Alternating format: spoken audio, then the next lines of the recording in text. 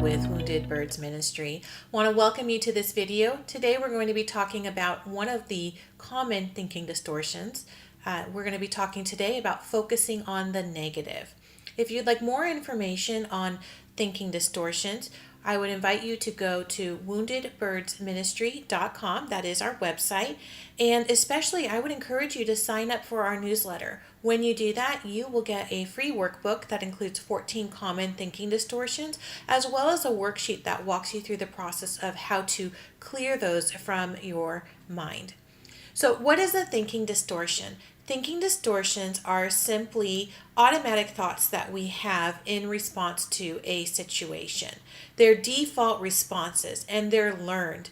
Thinking distortions indicate that the default responses that we have, the default thoughts that we have, are maybe not the healthiest ones, that maybe they are automatic thoughts that we want to change from so that we have a more positive experience. They are formulated, they do come into being because of maybe negative experiences that we've had in the past. But the good news is that we get to change what happens inside our mind. So I just want to talk today a little bit about focusing on the negative. That's a specific thinking distortion, what it means, and kind of what a better thought is to put in place when we have that particular thinking distortion. So let's dive in, shall we?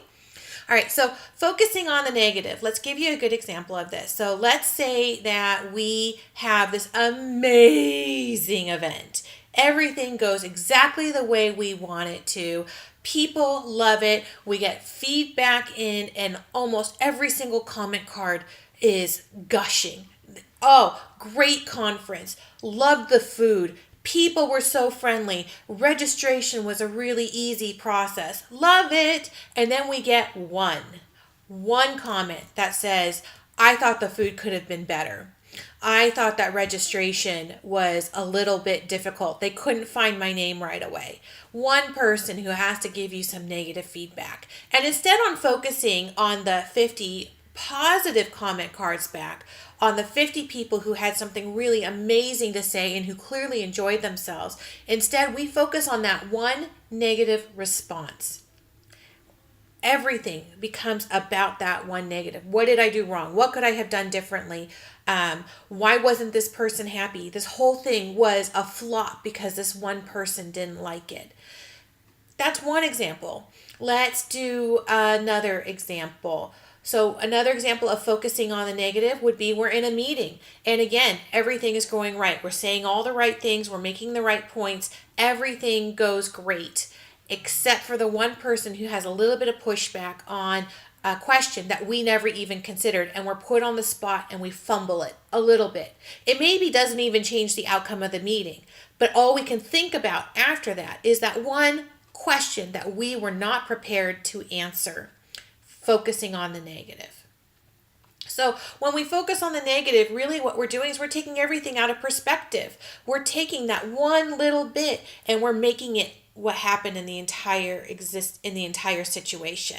And that's just not accurate. We want to remember that when we have these situations, what proportionally was the real response? If we have 100 comment cards and 1 or even 5 are negative, maybe even 10 are negative or have something less than positive to say about a particular area, well, that doesn't mean that the event was a flop. That could mean if it's one person, it could mean that person was having a bad day. That person is difficult to please. That person has irrational expectations.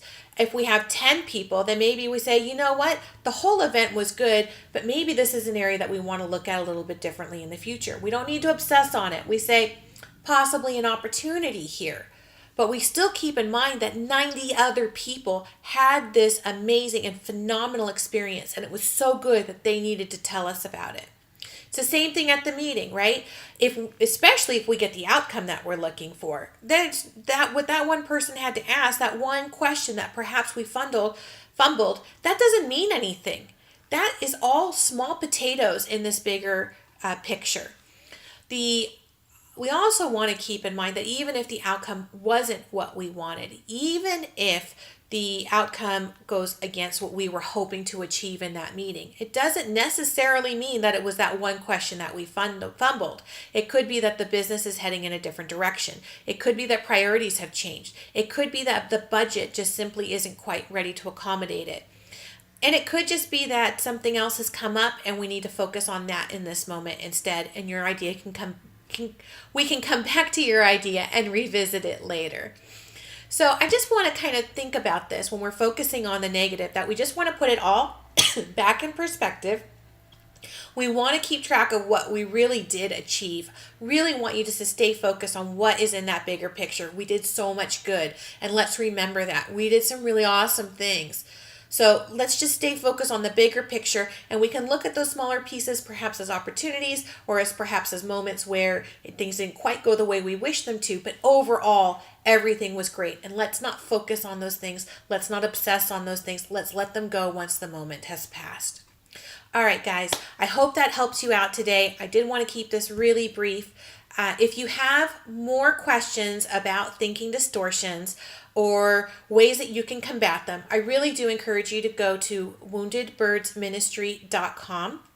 Again, if you subscribe to our newsletter, which you can do very easily on the website, you will get a link to a free workbook that covers 14 common thinking distortions, as well as a worksheet that walks you through the process of identifying the situations and the triggers that cause those thinking distortions to come out, and a number of other aspects of it, so that you can work towards changing those thinking distortions into healthier thought patterns.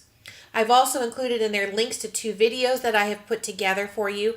One that is a little bit higher level, and the second one that really walks you through 2 solid examples of what this worksheet is, and will walk you through those examples so that you can be more successful doing it on your own. In addition, I do invite you to come and join us on Facebook. We have a Facebook page at Wounded Birds Ministry, and we also have a Wounded Birds Ministry group, which is completely confidential and where people are welcome to receive encouragement, receive support, and we can learn all together about how we walk this journey to recovery and to remission together. You can also find me on Twitter at WBirdsMinistry. I look forward to seeing you guys there.